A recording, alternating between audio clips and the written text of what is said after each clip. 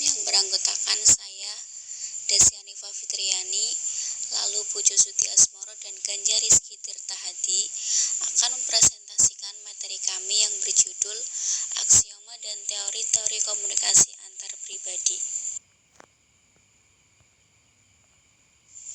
Aksioma komunikasi antar pribadi. Dalam dunia ilmiah, ada aksioma dan postulat yang melandasi pandangan kita tentang satu fenomena. Begitu juga dengan komunikasi antar pribadi. Ada sejumlah aksioma yang membuat kita bisa menyimpulkan berbagai teori KAP itu benar. Teori-teori komunikasi antar pribadi merupakan generalisasi tentang komunikasi antar pribadi dan bukti-bukti yang mendukungnya. Melalui teori-teori itulah kita bisa memahami bagaimana KAP berlangsung.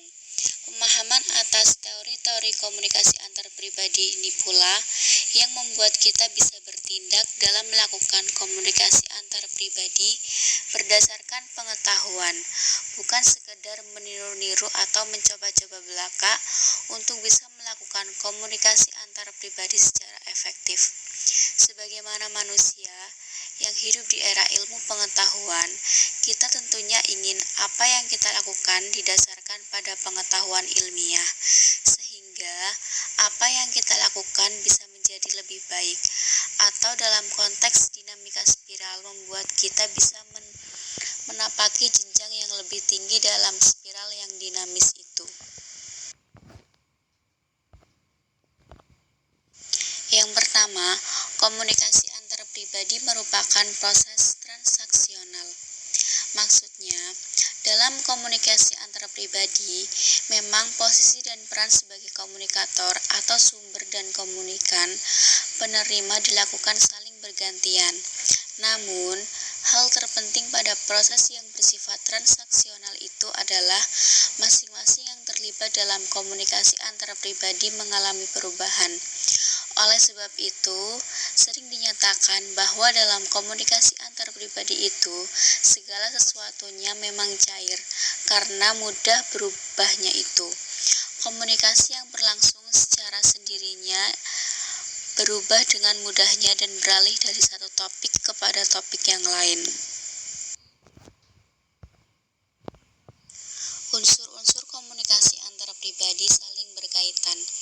Pada komunikasi antar pribadi, ada unsur-unsur komunikasi, yakni pengirim, penerima pesan, medium, dan umpan balik.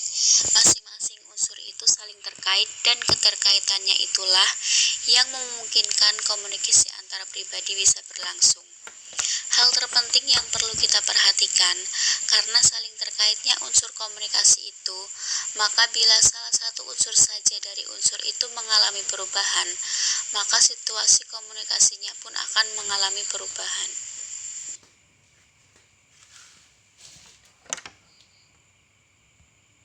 Komunikasi antar pribadi tidak bisa dihindari dan tidak bisa diulang. Komunikasi yang dilakukan manusia memang merupakan tindakan yang bertujuan dan disengaja atau diniatkan. Tapi, apakah memang selamanya apa yang tampak pada lawan komunikasi itu merupakan apa yang diniatkan menjadi tujuan dan motivasi kita? Ternyata tidak. Pada sisi lain, kita juga bertemu dengan kenyataan bahwa pesan yang disampaikan dalam KAP itu tidak bisa dihapuskan. Begitu kita terucap, tidak mungkin dicabut kembali. Apa yang sudah terucap, meskipun salah, akan tetap sampai pada penerima pesan kita. Paling-paling kita hanya bisa menyatakan, maaf, maksud saya bukan begitu, tetapi kenyataannya ini menjadi perhatian banyak pakar KAP yang menyarankan agar kita memikirkan dan mempertimbangkan apa yang kita katakan. Selain tidak bisa dihapuskan, KAP juga memiliki sifat lain, yakni tidak bisa diulang secara persis atau sama.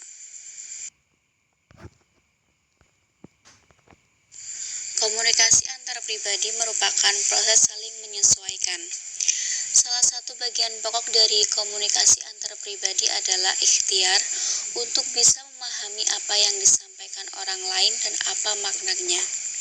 Kita akan berusaha memahami apa yang dinyatakan orang lain secara verbal maupun nonverbal. Karena pada dasarnya masing-masing orang memiliki sistem pesannya. Bila dua orang sudah lama berhubungan akrab, maka sistem pesan itu bisa dengan mudah saling dipahami. Namun, bila orang tersebut belum lama kenal dan relatif jarang berkomunikasi, maka akan diperlukan waktu untuk bisa memahami sistem pesan tersebut. Konon lagi bila KAP itu berlangsung di antara dua orang yang berbeda budaya, atau yang populer dengan sebutan komunikasi antar budaya. Perbedaan sistem verbal dan non-verbal menjadi permasalahannya tersendiri. Apalagi bila menyadari bahwa pesan verbal dan non-verbal kita mungkin saja ditafsirkan secara berbeda oleh lawan komunikasi kita sesuai dengan acuan budayanya.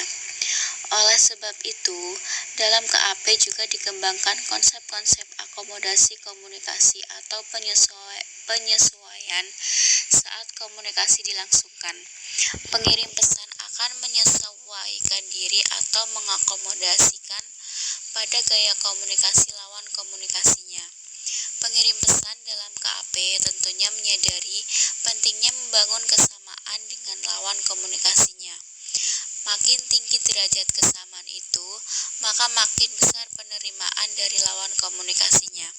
Kesamaan itulah yang membuat KAP bisa berlangsung dengan baik.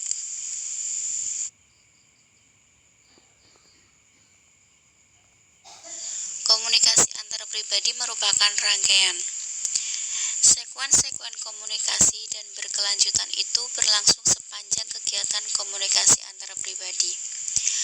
Orang bisa berhenti sejenak untuk memulai topik baru, atau bisa juga tiba-tiba pindah ke topik baru tanpa ada kejelasan sedikit pun. Kemudian kembali ke topik yang sudah dipercakapkan sebelumnya. Setelah membahas kembali topik yang sudah dipercakapkan sebelumnya, setelah membahas satu topik, komunikasi terus berlanjut. Kita akhirnya akan sulit menetapkan kapan awal dan akhir proses tersebut. Inilah yang terjadi pada kegiatan komunikasi antar pribadi yang mungkin kita tidak sadari namun sesungguhnya kita sering lakukan. Dalam komunikasi antar pribadi ada isi dan relasi. Dalam KAP, apa yang dikomunikasikan dan bagaimana mengkomunikasikannya merupakan perkara yang sangat penting. Meski ada juga perkara ketiga yang penting juga untuk diperhatikan, yaitu bagaimana pesan diterima dan dipahami oleh lawan komunikasi. Namun, yang khas pada komunikasi antara pribadi adalah dua perkara yang disebut tadi, karena perkara yang disebut terakhir itu sesungguhnya terjadi juga pada bentuk atau taraf komunikasi lainnya, seperti pada komunikasi massa. Kedua perkara tersebut, isi pesan dan cara menyampaikannya merupakan satu kesatuan. Dalam proses KAP, bukan hanya sampainya pesan pada lawan komunikasi yang penting, melainkan juga etika penyampaiannya sama pentingnya. Pesan yang disampaikan dengan cara yang tidak baik, meski pesan itu benar, mungkin akan mendapatkan penolakan dari penerima pesan yang sangat memperdulikan cara penyampaian pesan berkomunikasi. Bagaimana penyampaian pesan itu sesungguhnya berkaitan dengan prinsip penting dalam KAP, bahwa kegiatan komunikasi dalam KAP bukan sekedar penyampaian dan penerimaan pesan, namun juga memperhatikan bagaimana lawan komunikasi kita menerima, memahami, dan merespon pesan yang kita sampaikan.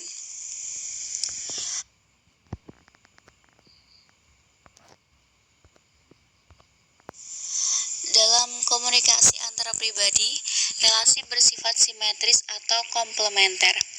Dalam relasi yang bersifat simetris, pihak yang terlibat dalam KAP mengikuti apa yang ditawarkan lawan komunikasinya. Relasi simetris itu dapat pula kita saksikan dalam slogan yang sering menjadi stiker yang berbunyi, "Anda sopan, kami segan." Dalam relasi komplementer, pihak yang terlibat KAP perilakunya berbeda satu sama lain. Salah seorang yang terlibat dalam KAP menjadi penerima stimulus yang kemudian dilengkapi lawan komunikasinya. Dalam relasi komplementer ini, perbedaan di antara mereka yang terlibat KAP menjadi dibiarkan. Ada pihak-pihak yang berbeda posisi dan perannya seperti atasan dan bawahan. Ada yang superior dan interior, ada yang pasif dan aktif, dan seterusnya. Manusia berkomunikasi secara digital dan analog. Dalam berkomunikasi secara analog, kita menunjuk sesuatu dengan yang mirip dengannya. Meskipun orang pada akhirnya paham juga yang kita maksudkan itu, apa yang dilakukan dalam film komedi minim kata-kata, Mr. Bean misalnya, banyak menggunakan komunikasi analog itu. Pesan-pesan nonverbalnya tetap kita pahami sehingga bisa kita ikuti juga jalan ceritanya. Dalam komunikasi antar pribadi, komunikasi analog itu tentu akan banyak kita lakukan. Misalnya saat kita melukiskan sesuatu dengan saat kita berbicara. Sedangkan komunikasi digital merupakan komunikasi yang menyatakan langsung apa yang dinyatakan. Kata yang dipergunakan menunjuk langsung pada hal yang dinyatakan. Ada potensi ambiguitas dalam komunikasi antar pribadi. Seperti yang sudah kita pelajari sebelumnya, pada komunikasi antar pribadi itu ada dimensi pesan dan ada dimensi relasi. Ambiguitas itu bisa terjadi pada kedua dimensi itu. Artinya, secara potensial ambiguitas itu akan ada pada setiap kegiatan komunikasi antar pribadi. Kata-kata yang kita ucapkan atau ungkapkan nonverbal yang kita sampaikan secara potensial bisa ditafsirkan atau dimaknai dengan apa yang kita maksudkan. Ambiguitas makna kata itu bisa terjadi bukan hanya karena kata yang sama ditafsirkan berbeda, melainkan bisa juga berbeda antara yang dimaksudkan oleh pembicara dan apa yang dimaknai oleh lawan bicara. Apalagi bila orang dalam KAP itu berbeda latar belakang budayanya. Kemungkinan gangguan sematik bisa terjadi. Karena kita tahu ada begitu banyak kata yang bunyinya sama namun berbeda maknanya pada bahasa yang berbeda. Sedangkan ambiguitas dalam relasi bisa juga terjadi. Orang yang sudah memikirkan dengan baik apa yang hendak dikatakannya pada lawan komunikasinya dalam komunikasi antar pribadi karena menyadari ada dimensi relasi dalam komunikasi antar pribadi. Ternyata sikapnya masih dipandang kurang santun. Kebiasaan berbicara keras dianggap marah, padahal sudah bakat alamiahnya berbicara dengan nada suara tinggi dan keras. Meski sedang tidak marah sekalipun, peristiwa seperti ini kerap terjadi, khususnya manakala orang yang berbeda latar budaya terlibat dalam komunikasi antar pribadi. Teori-teori komunikasi antar pribadi. Pada dasarnya, dalam mengkaji relasi antar pribadi, kita bisa menggunakan salah satu dari 4 perspektif atau 4 model relasi antar pribadi. Perspektif atau model tersebut adalah yang pertama, model pertukaran sosial atau social exchange model yang memandang relasi antar pribadi seperti transaksi niaga. Orang berhubungan dengan orang lain karena berharap memperoleh sesuatu yang memenuhi kebutuhannya. Lalu yang kedua, model peran atau role model yang memandang relasi antar pribadi seperti kita menyaksikan panggung sandiwara, tempat setiap orang memainkan peran sesuai dengan tuntutan naskah yang dibuat oleh masyarakat, tempat interaksi dan relasi berlangsung. Lalu yang ketiga, model permainan yang memandang interaksi dan relasi antar pribadi itu seperti sekian banyak permainan dan peran-peran tertentu seperti yang populer adalah peran orang tua, orang dewasa, dan anak dalam analisis transaksional. Lalu yang keempat adalah model interaksional yang memandang relasi antar pribadi sebagai satu sistem yang memiliki sifat-sifat struktural, integratif, dan medan yang bertujuan menjaga keseimbangan. Dalam teori-teori komunikasi antar pribadi ada yang pertama yaitu ada aprehensi komunikasi. Mixes Crosskey sendiri sendiri menyatakan bahwa aprehensi komunikasi itu muncul pada manusia karena pengaruh suasana komunikasi di rumahnya. Faktor-faktor lingkungan rumah seperti jumlah percakapan dengan anggota keluarga dan gaya interaksi anak, orang tua akan mempengaruhi perilaku komunikasi anak. Ini menunjukkan lingkungan keluarga menjadi penentu penting adanya tingkat aprehensi komunikasi pada anggota keluarga. Lalu ada self-disclosure. Dengan self-disclosure, orang membuka diri dengan menyatakan informasi tentang dirinya pada lawan komunikasinya. Bahkan informasi yang diungkapkan pun bukan informasi yang biasa-biasa saja, melainkan informasi yang mendalam tentang dirinya. Lalu teori penetrasi sosial. Teori ini pada intinya menyatakan bahwa kedekatan antar pribadi itu berlangsung secara bertahap atau gradual dan berurutan dimulai dari taraf biasa-biasa saja hingga mencapai tahap intim sebagai salah satu fungsi dari dampak saat ini maupun dampak masa depannya. Lalu yang keempat ada teori pengurangan ketidakpastian. Menurut teori ini, dorongan kita untuk mengurangi ketidakpastian ini akan mendapatkan dorongan yang luar biasa dari 3 bersyarat, yakni antisipasi antar interaksi pada masa depan, lalu nilai insentif, yang ketiga menyimpang. Teori pengurangan ketidakpastian ini mengungkapkan beberapa aksioma yang berkaitan dengan apa yang dilakukan manusia dalam menjalin relasi antar pribadi. Yang kelima yaitu pemeliharaan keseimbangan. Rahmat menyebutkan ada 4 faktor yang amat penting dalam memelihara keseimbangan ini, yakni keakraban yang merupakan pemenuhan kebutuhan akan kasih sayang. Yang kedua yaitu kontrol yang berkaitan dengan kesepakatan tentang siapa saja yang akan mengontrol dan kapan kontrol itu akan dilakukan. Lalu keserasian suasana emosional, artinya di antara pihak-pihak yang berkomunikasi dan kesamaan suasana emosional. Lalu yang keenam ada teori dialektika relasional. Secara umum, dialektika biasanya digunakan untuk melukiskan kontradiksi yang menunjukkan adanya saling mempengaruhi di antara dua hal yang berlawanan dan yang menyatu. Konsep yang dikemukakan teori ini adalah main dekat individu satu sama lain, maka makin memungkinkan konflik akan muncul untuk memisahkan mereka. Ini merupakan konsep yang berbeda dengan konsep yang diajukan teori sebelumnya yang sudah kita bahas. Teori ini melihat ada 2 dialektika yang terjadi dalam relasi antar pribadi. Pertama, dialektika internal, yakni dialektika yang berlangsung di dalam relasi antar pribadi. Yang kedua, dialektika eksternal yang terjadi antara orang yang menjalin relasi dan komunitasnya. Oleh karena itu, pihak-pihak yang menjalin relasi akan mencari dan mempertahankan keseimbangan guna menjaga relasi yang mereka kembangkan. Sekian presentasi dari saya. Wassalamualaikum warahmatullahi wabarakatuh.